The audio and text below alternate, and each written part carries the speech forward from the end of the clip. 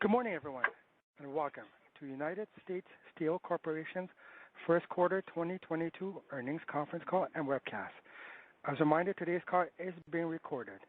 I'll now hand the call over to Kevin Lewis, Vice President of Investor Relations and Corporate at PNA.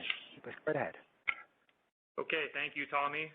Good morning, and thank you for joining our first quarter 2022 earnings call. Joining me on today's call is U.S. Steel President and CEO Dave Burritt, Senior Vice President and CFO Christy Breves, and Senior Vice President and Chief Strategy and Sustainability Officer Rich Fruehauf.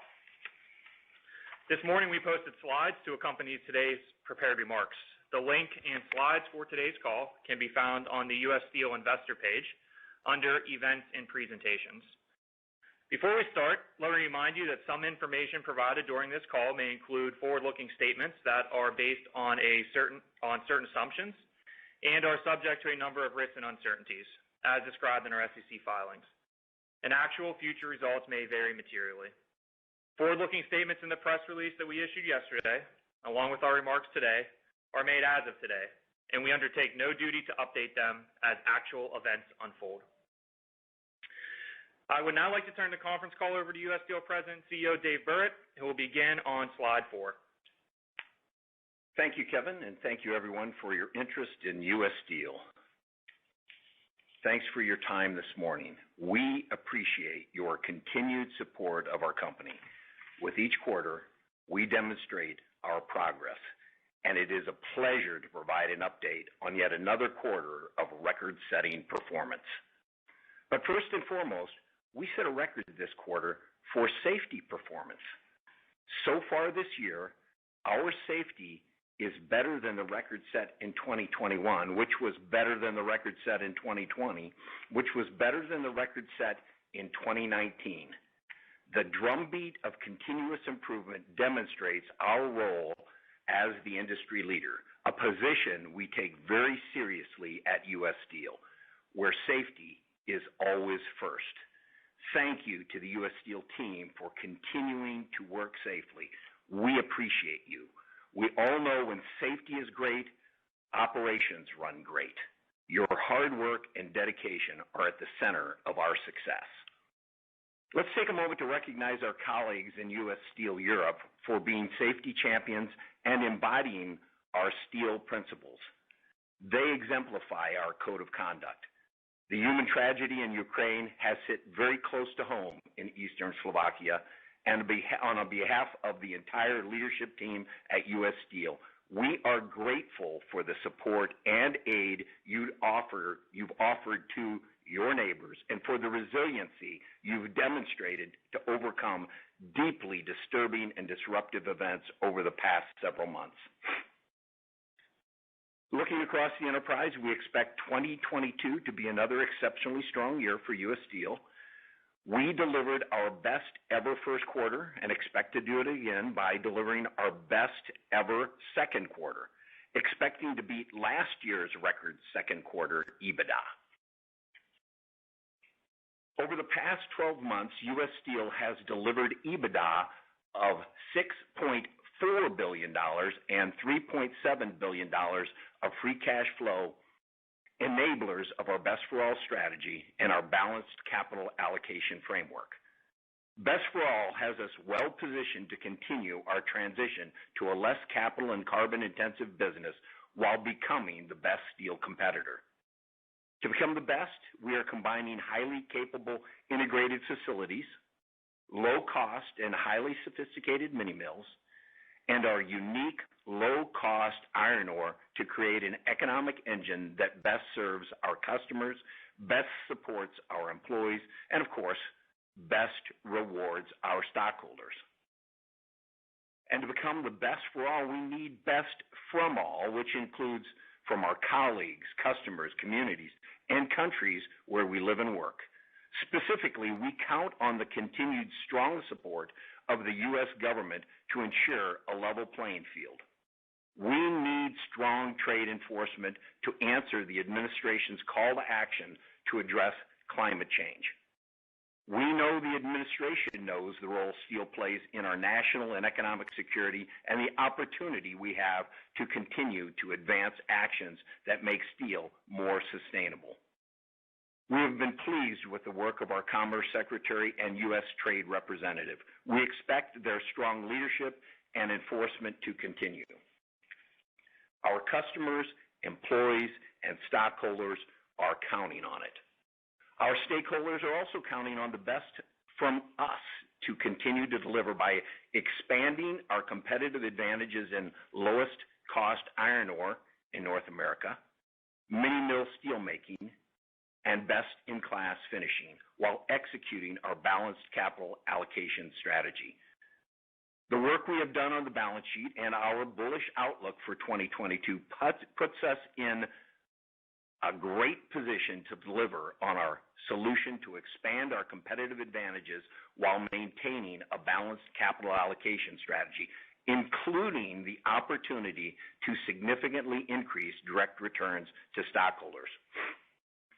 We like to say, when we do well, you do well, and I'm pleased with our ability to continue to reward not only customers with great steel solutions and employees with record profit sharing, but also stockholders with more direct returns from stock buybacks. Now more than ever, delivering on our Best for All strategy is our path forward. Let's turn to slide 5, where I will introduce the key messages for today's call. First, we achieved record first quarter performance, and as mentioned, we expect record best second quarter performance too. If we deliver expected second quarter performance, we will have executed the best 12 months of financial performance in our company's history. Next, as I mentioned earlier in my remarks, we had strong execution across the enterprise and are assembling a portfolio of differentiated assets to deliver profitable steel solutions for people and planet. Finally, we are returning capital to stockholders in line with our capital allocation framework. Later, we'll take a few moments to summarize our competitive position and unique customer value proposition in each segment. And lastly, as we continue to execute the transformation of our business model, demonstrate the resiliency of our strategy, and maintain the financial strength that will allow us to complete our strategic investments on time and on budget. We continue to believe the market is significantly discounting our strategic position and valuation, making stock repurchases a continued source of tremendous long-term value creation. Moving to our financial results on slide 6. The first quarter presented challenges to our industry and our business, including normal seasonal impacts amplified by volatility and supply chain disruptions. And at U.S. Steel, we view each challenge as an opportunity, and we delivered. Record first quarter net earnings, record first quarter adjusted EBITDA, and all-time record liquidity. And most importantly, we translated record earnings into strong free cash flow generation, over $400 million of free cash flow in the quarter. Our strong free cash flow positioned us at quarter end with $2.9 billion in cash to support our Best for All investments and our balanced approach to capital allocation. Looking ahead to the second quarter, we expect each of our segments to contribute to higher EBITDA generation in the second quarter. Given the anticipated upward trajectory of our business, I'll spend a few minutes on each of our operating segments outlined on slide 7 to highlight. How we are differentiating our business segments by leveraging our unique capabilities, and how we're using U.S. Steel advantages to meet our customers' needs. Let's start with North American Flat-Rolled segment on slide 8. Our North American Flat-Rolled segment is a critical element of our Best for All strategy as we continue to leverage our low-cost iron ore and our integrated steelmaking assets to serve a diverse mix of customers demanding increasingly differentiated grades of steel. We offer our customers steel that is mined, melted, and made in the USA. Our low-cost iron ore is a truly sustainable competitive advantage, the importance of which has been amplified by the recent disruptions in the global metallic supply chain. Our structurally long iron ore position is a source of long-term value creation as we continue to expand our competitive advantage to increasingly benefit our mini-mill steelmaking operations. We announced the first step in our metallic strategy in February with the construction of a pig machine at our Gary Works facility. Our investment in pig iron capability at Gary is a capital-light investment that unlocks significant benefits across the enterprise. First, it will utilize excess blast furnace capacity at Gary Works to produce pig iron without sacrificing steelmaking capability.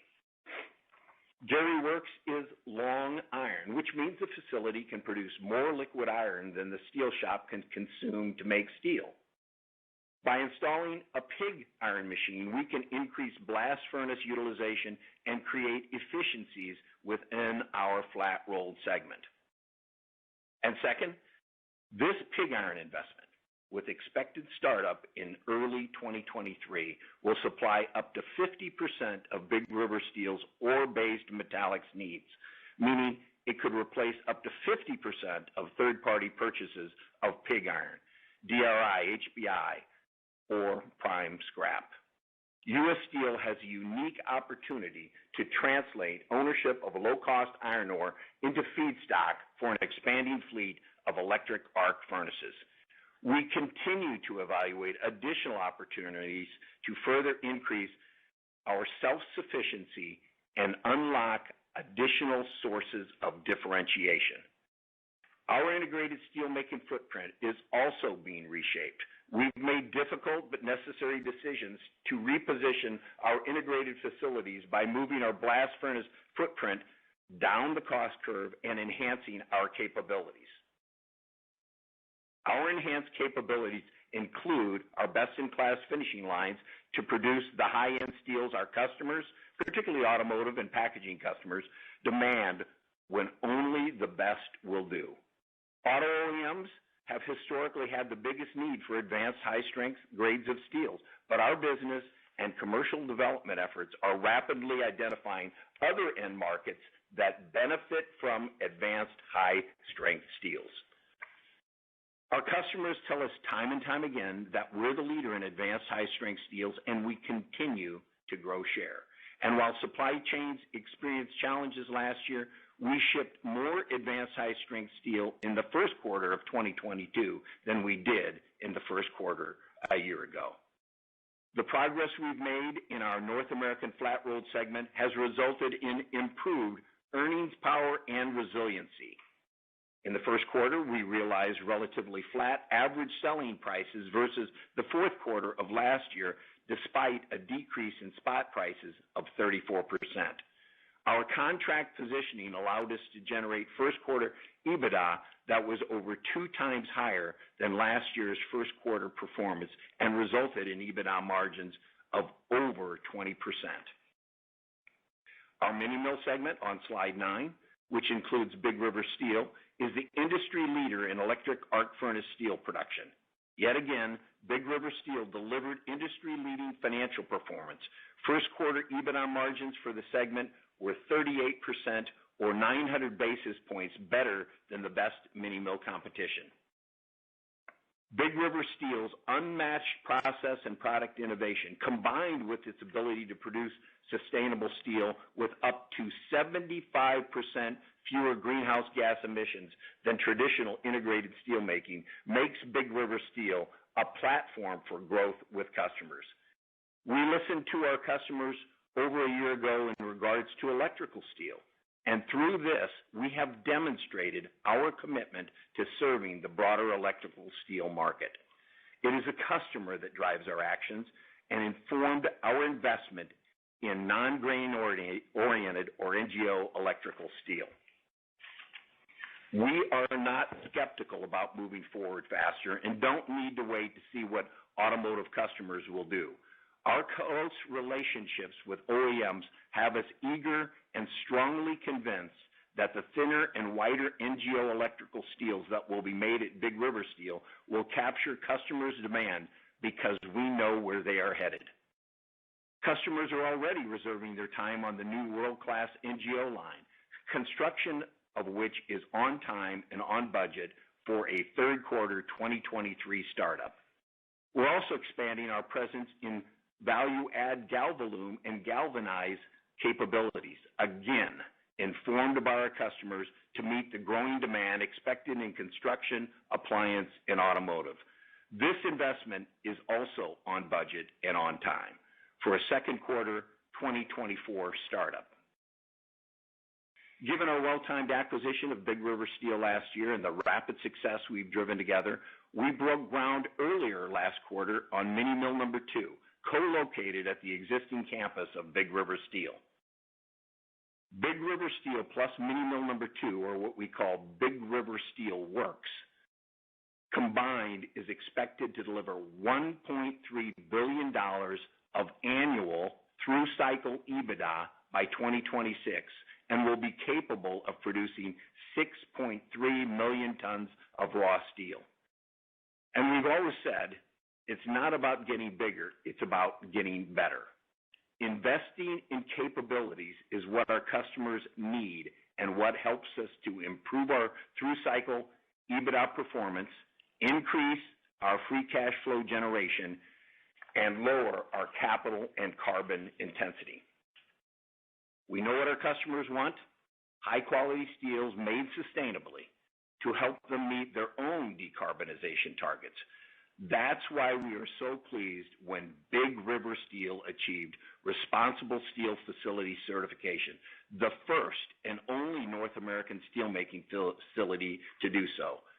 Customers want rigorous standards that have been independently verified to inform choices on how they partner with suppliers, and Responsible Steel provides the common platform across the steel value chain. The Responsible Steel Standard is based on 12 principles with a wide range of criteria covering core elements in environmental, social, and governance, or ESG responsibility. This designation affirms our leadership role in delivering sustainable products and a process for our customers and our commitment to ESG.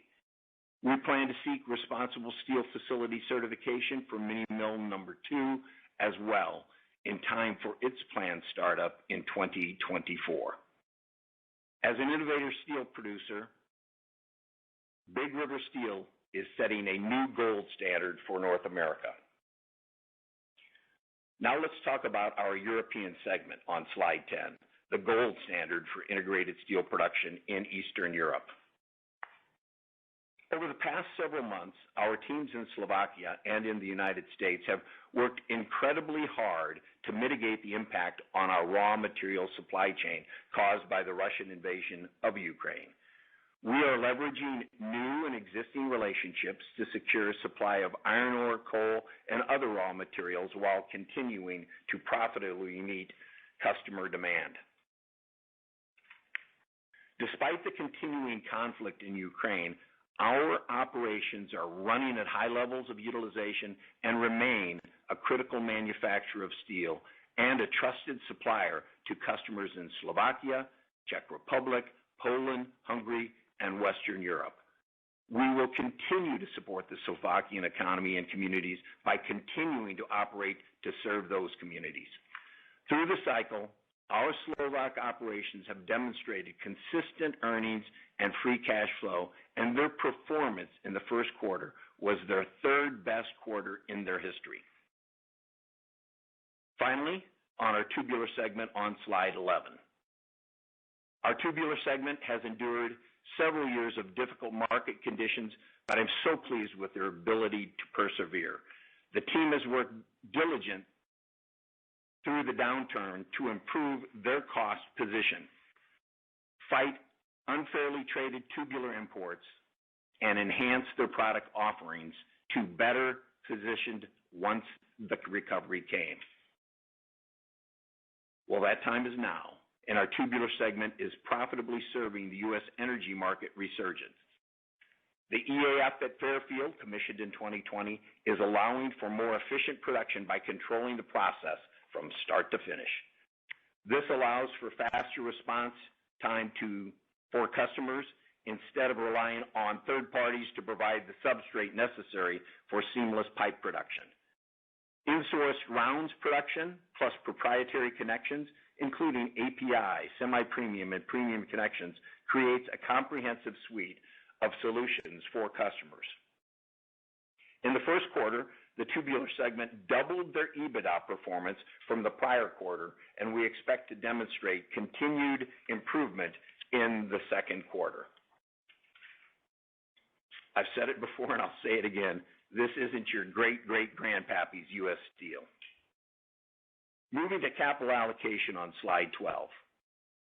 Our capital allocation priorities are clearly on track. The balance sheet remains strong and aligned with our through-cycle adjusted debt to EBITDA objective, and our ending cash balance remains more than our next 12 months CapEx, ensuring our best for all strategic investments are fully funded. With our capital allocation objectives met, we expect to meaningfully increase our stock buybacks in the second quarter. We currently expect to return cash in excess of our currently projected second quarter free cash flow generation and will continue to take advantage of our dislocated valuation. It is worth repeating. When we do well, you do well, and we're doing extremely well. Our best days are ahead. We know where we're headed, and we are assembling a portfolio of low-cost, highly capable assets and expanding our unique competitive advantages. Christy will now walk through our first quarter performance and expectations for the second quarter.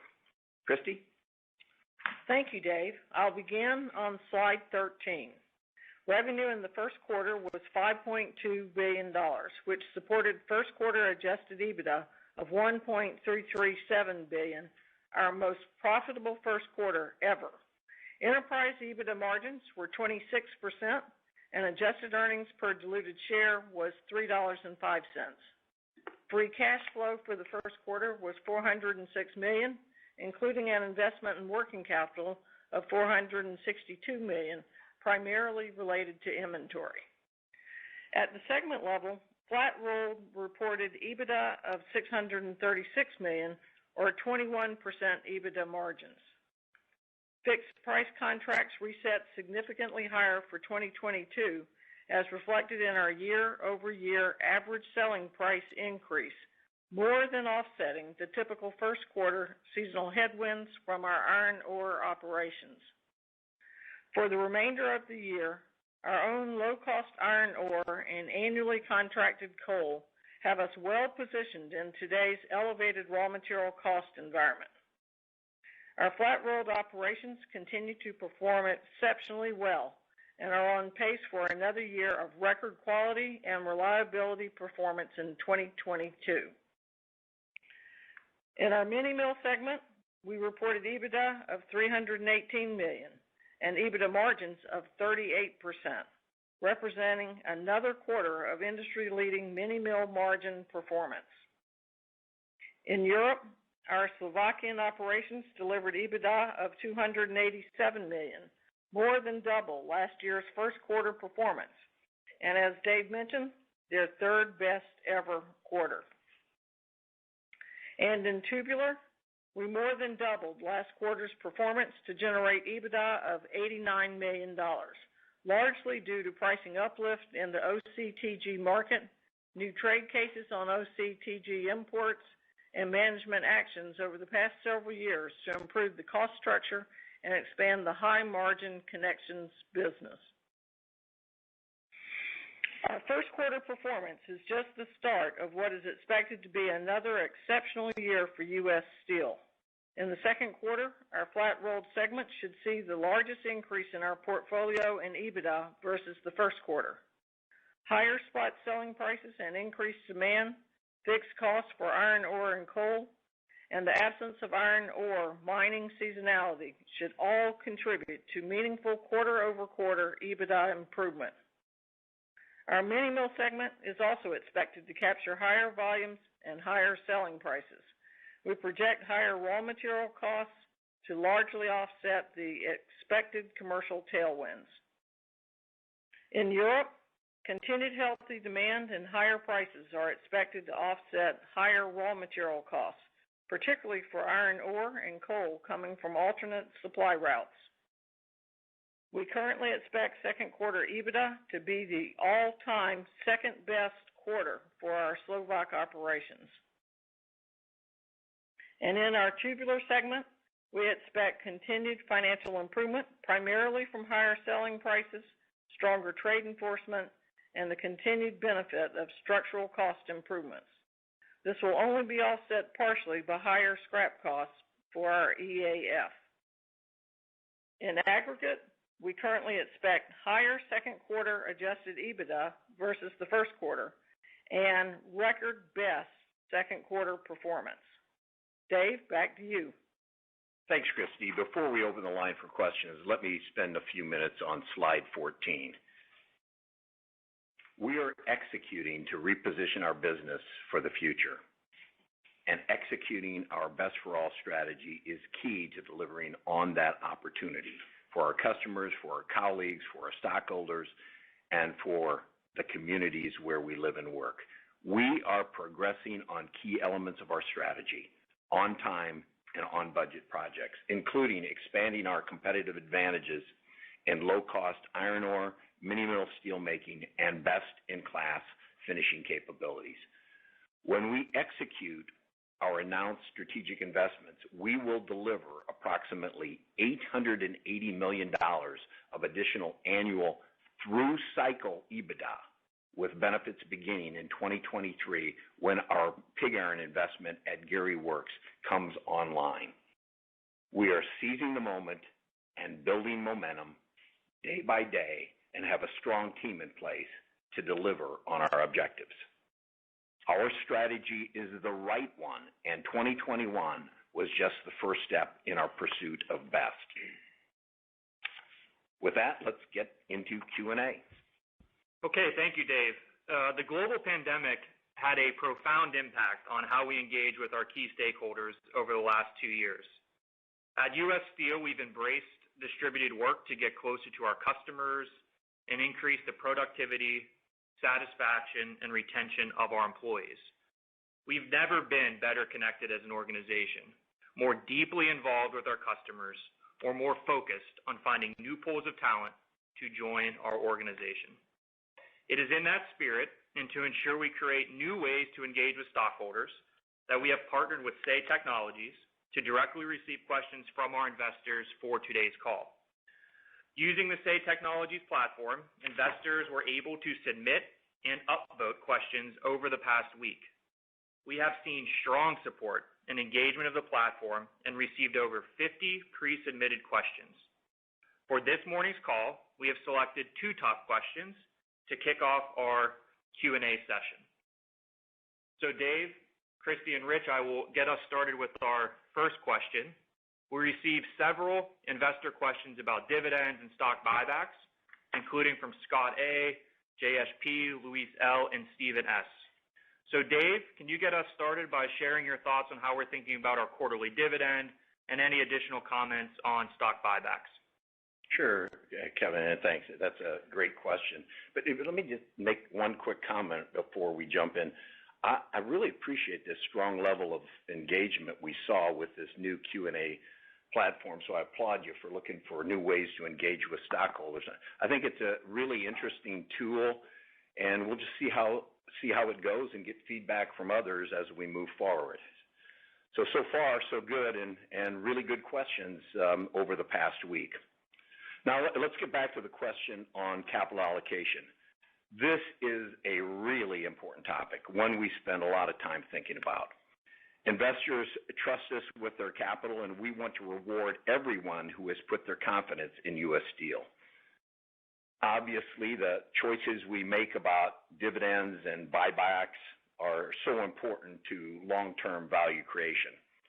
You recall on the dividend, we reinstated the dividend at 5 cents, and we plan to maintain the 5 cents per share quarterly dividend. But to be clear, this is something we will continue to evaluate, and it could be a future opportunity. This is the power of our best of all for all strategy, and we continue to do this well. So with our stockholders, and future increases to the dividends are something we will continue to consider. What I think is most exciting is our progress on our stock buyback.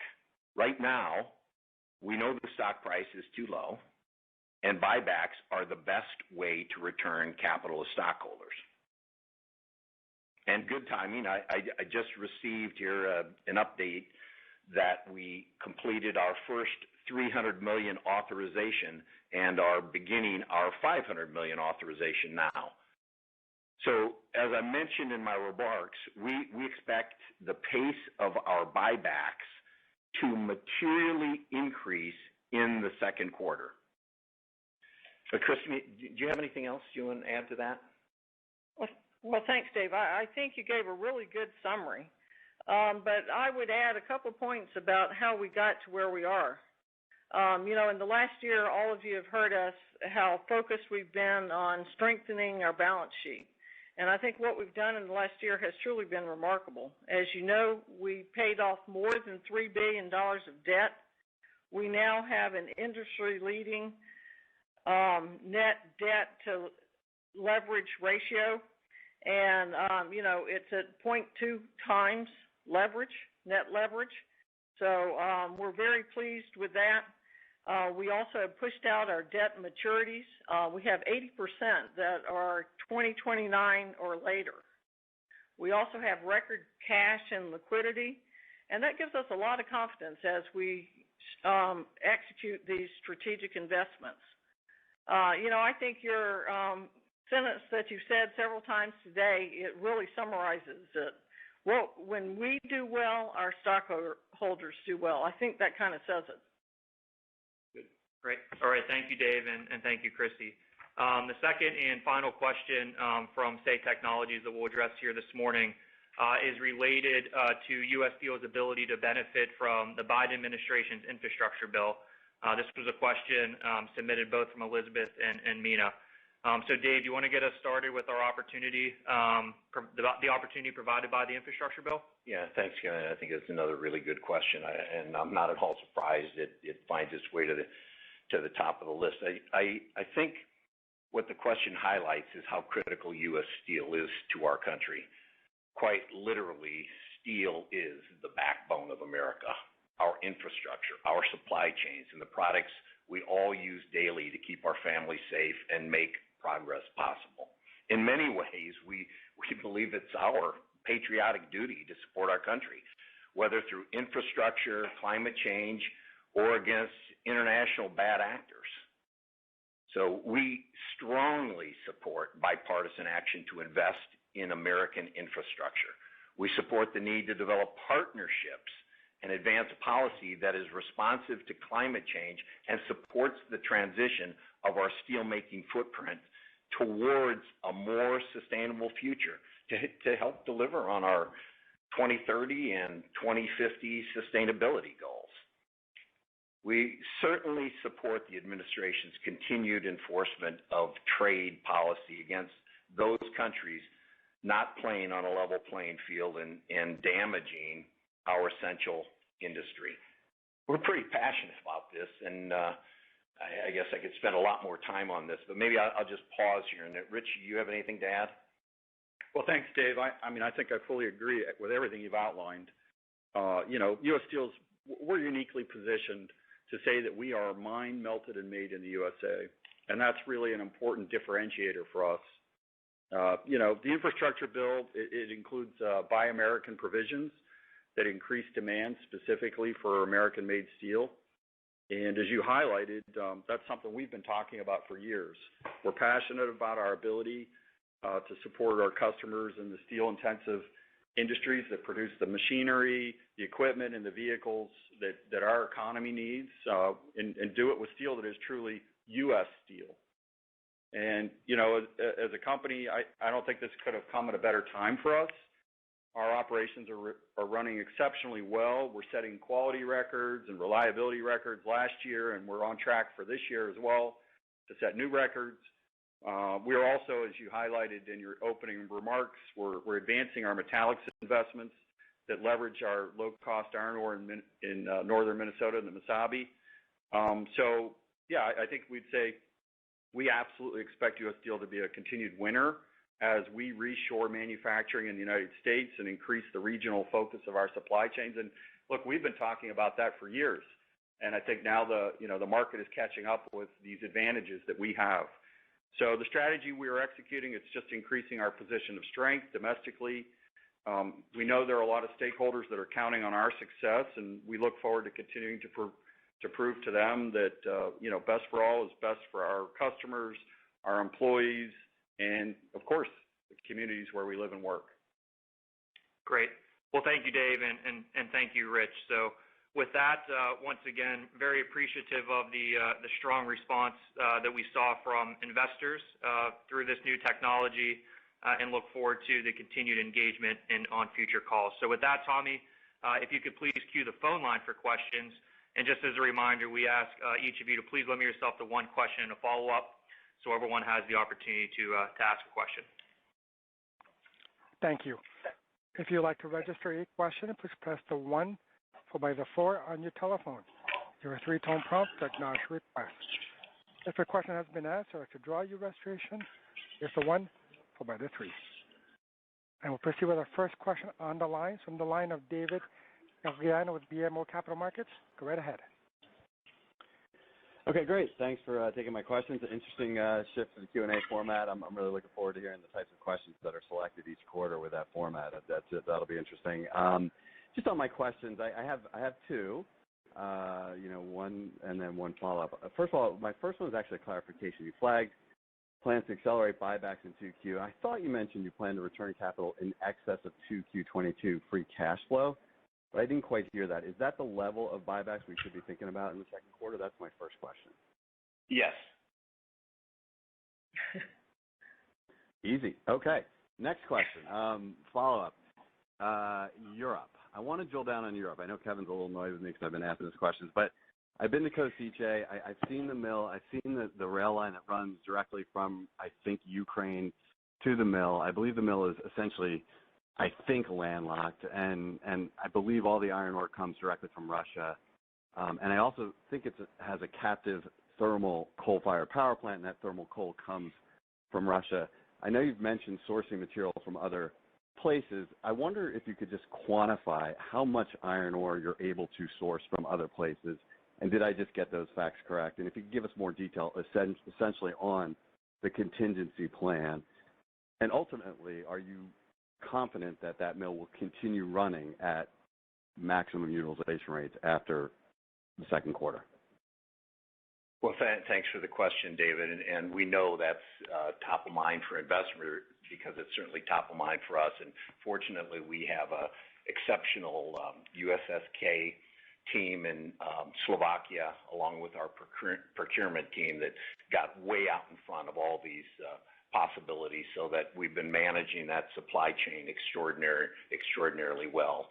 And so as far as Russia and Ukraine and the sourcing of materials, there's not so much coming from Russia anymore. We do have iron ore advantage coming from Ukraine with uninterrupted flow directly into our facility. We've also built, I think it's 78 days, if I got the number right, something like that, of inventory. We even talked about, with this inventory build, is it time for us to start working off some of that inventory? But for the time being, we have been building the working capital so that we have enough to make sure that we get through the second quarter. Speculating beyond the second quarter and what's happening with the Ukraine war is always hard. But I'll say that the teams in Slovakia, they're procuring raw materials from alternate sources, including the seaborne market, and limiting our exposure to the conflict area while continuing to run the facility to meet the customer demand. And of course, as you know, structurally shifting our raw material sourcing. It's no small feat, but we've secured alternative routes and transportation, established new sites to offload raw materials, and will continue to maintain daily vigilance so that we can continue to operate this essential mill. Essential for our customers, essential for our employees, and essential for the community there. So encouragingly, so far, we've seen the rise in raw material costs, and certainly we felt that, but it's all supported by higher steel prices. And I just have to say, I'm incredibly grateful for our employees who are close to the border and providing support and assistance to refugees and others for this horrific thing that's going on in the Ukraine. But the way we operate here is, we are guided by our steel principles, our code of conduct, and we're taking care of the communities where we live and work. So we're following all the laws and the sanctions to ensure we protect the livelihoods of our colleagues and the people in Slovakia. We've received strong support from both the Slovakian government and the U.S. ambassador to keep the mill running. It's a large contributor to the economy, the largest employer in eastern Slovakia. It's critically important to the region and critically important to us. So, David, I guess in a nutshell, it's running well, has been running exceptionally well, all things considered, and we do have alternatives that we'll have to work through if conditions would get worse. But for the time being, we have enough inventory to see our way through, and we feel optimistic here about the second quarter. And Christy, you have something? Yeah, I was just going to say, I think that contingency planning up front made all the difference. I mean, really thorough contingency plans, built up inventories, developed new alternate supply chains. We leveraged relationships to, have more port capacity storage all along the path going into Slovakia. I mean, it was a lot of advanced planning that really put us in a very strong position at the start of this. So there you have it, David. You had a follow-up? Yeah, sure. So if I could just hop in with one quick follow-up, I appreciate all the additional color on that. So it sounds like, and I don't. Can you just tell me what exactly is happening there? Are you trucking in iron ore and thermal coal from different locations? Is that how this is happening? And if so, what's the incremental cost of doing that? And then secondly, again, the follow-up after 2Q, once that inventory drawdown happens, what's the thought, if things stay the way they are, with regards to utilization rates of that mill? We have materials coming in on a narrow gauge rail from the west and still wide gauge rail from the east. So we still have materials moving in through ports because as Dave said, that we developed seaborne sources coming in through the ports, and then they come in through rail. We are expanding our narrow gauge unloading capability. So, we have a variety of sources. And again, a lot of it was that advanced planning before the war actually started. Thank you very much. We'll proceed for our next question on the line from Seth Rosenfeld for BNP Paribas. Go right ahead with your question. Good afternoon. Thanks for taking our questions. I guess a follow-up, please, with regard to the European raw material situation.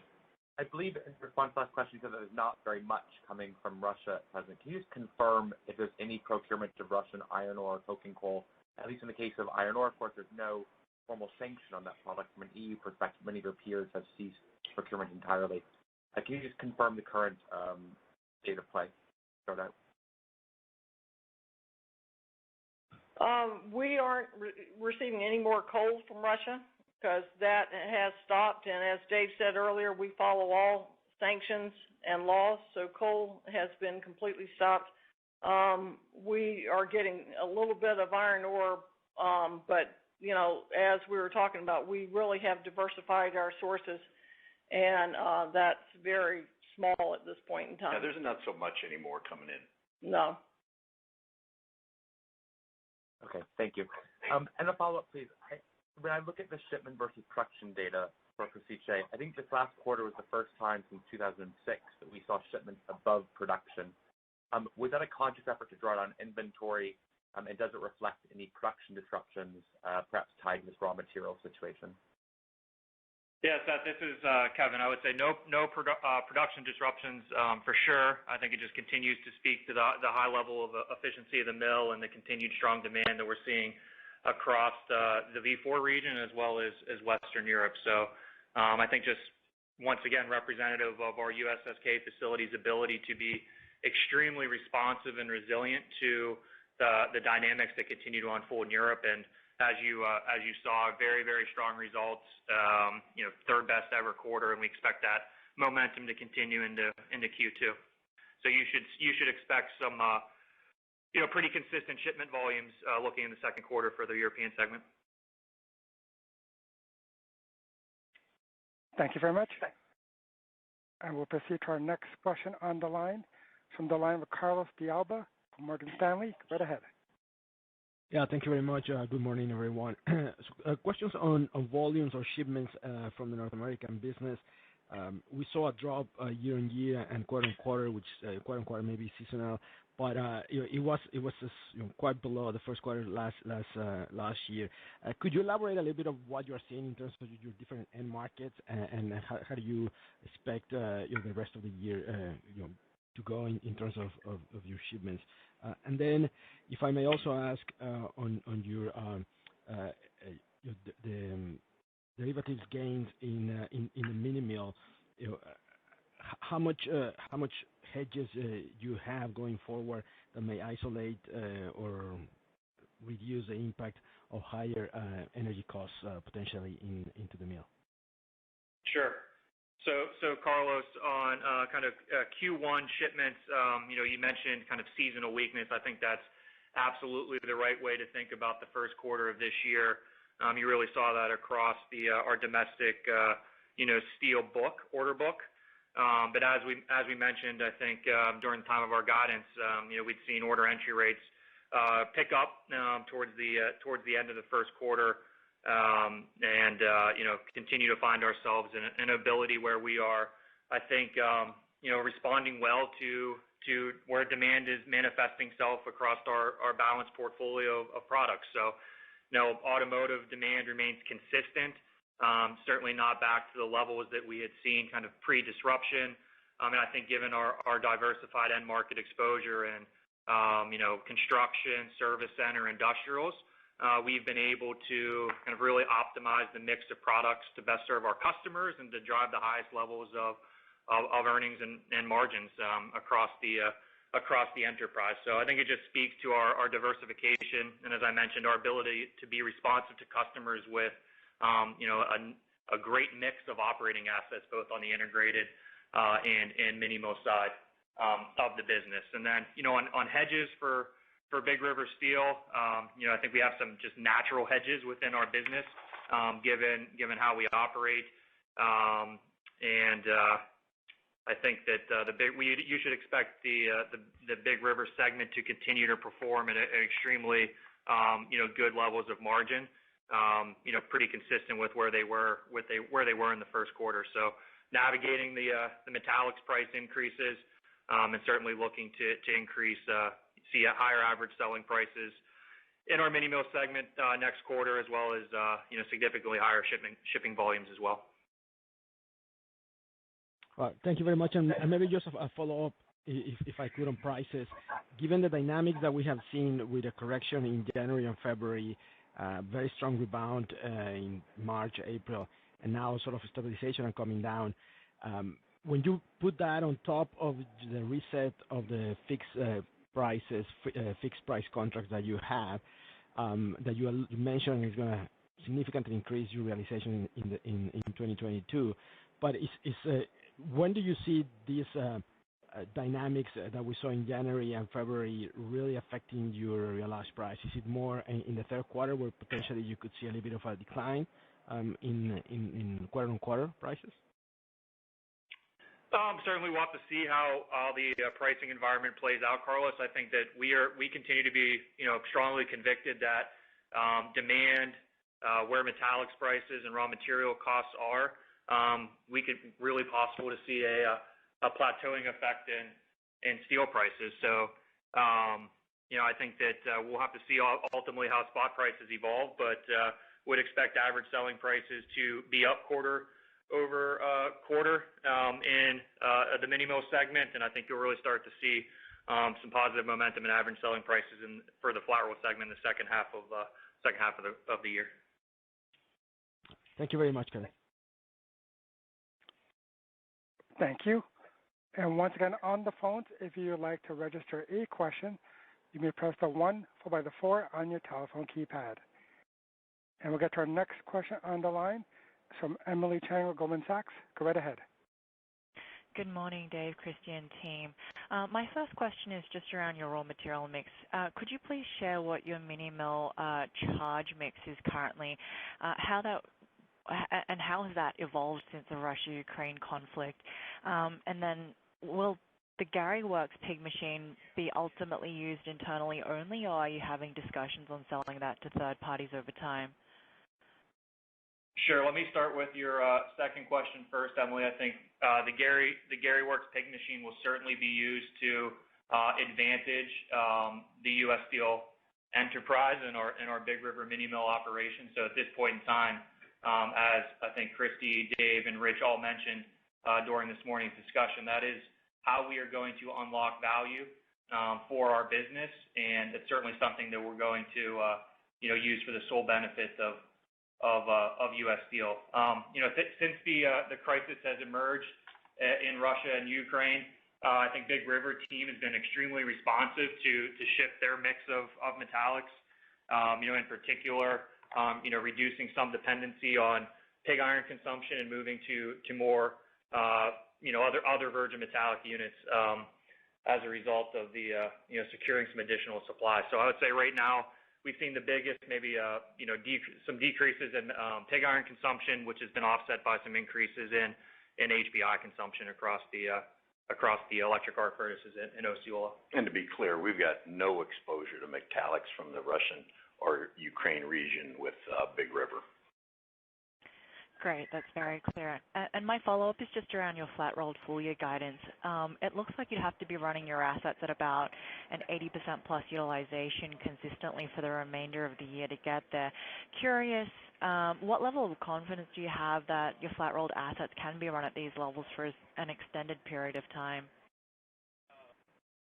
Yeah, I think we look at 80% utilization on blast furnaces, Emily, as a really solid level. So, based on our latest demand signals, entry rates into our order book, we think our integrated footprint and our mini mill footprint domestically will continue to be highly utilized. Great, thanks. Thank you very much. Get to our next question on the line. It's from Gordon Johnson with GLJ Research. Go right ahead. Hey, good morning, everyone. This is James Barnowski in for Gordon. Thanks for taking my questions. So I'll keep it to two. First one is just on the U.S. condition. We've noticed that lead times have come down industry-wide. Inventories don't seem to be as low as they were earlier this year, and scrap prices seem to be kind of rolling over. Is there any concern there with regard to your prices? Yeah, no, listen, I think that, like to my earlier comments, we continue to see, generally good demand across the order book, and steel prices certainly could find themselves in a, continue to be in a very strong position and really plateau from here. So we feel really good about where we are. Steel prices are ultimately extremely supportive at this point in time. So we'll continue to watch the market. We think there's a lot of still positive sentiment out there, and we'll work our way through, kind of some of the near-term considerations. So we feel pretty good about where the business is at, certainly. Got it. That's helpful. Okay, and then just on the quick follow-up, turning back to the Slovakia plant, you guys gave some great color on the current inventory situation, but how about the energy needs there? Can you just talk a little bit about what you're seeing in terms of your costs on your energy side and any effect on gross margins? And thank you.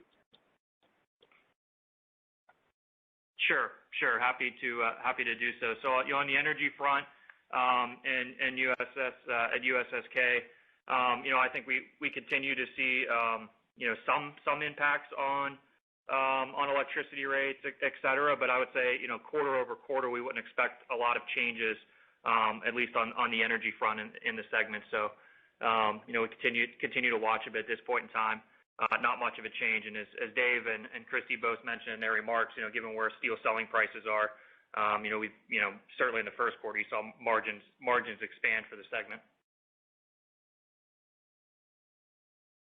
Thank you very much.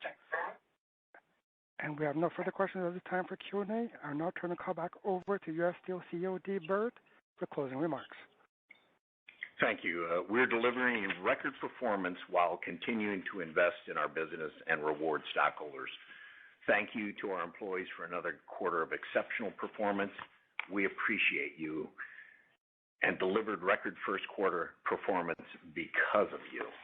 Record profits equal record pay, and that was certainly the case in 2021. We look forward to rewarding you again in 2022 with another year of exceptional profit sharing. And there is no joy in profits if we're not keeping our people safe. That's why I'm so pleased that we're on track for another record safety performance. Thank you for continuing to maintain operational excellence and keeping you and your colleagues safe. To our customers, thank you for your continued partnership. Together, we are rewriting what is possible in steel. We are not standing still and are investing in the next generation of capabilities to meet you where you're headed. Our responsible steel certification at Big River Steel is a great example of the transformation underway to increasingly supply the green steel you need to meet your own decarbonization goals. And to our investors, when we do well, you do well. Our stock is up over 35% year to date. We plan to significantly increase our second quarter stock repurchases, and we're investing in the business to deliver even stronger results in the future. We are executing on the strategy and look forward to our continued shared success. As discussed, we take ESG seriously.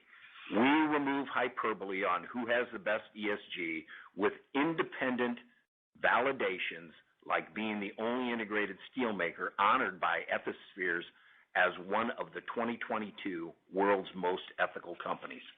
Our commitment to sustainable production was also independently recognized by Daimler, who awarded Big River with their 2021 Global Sustainability Recognition Award.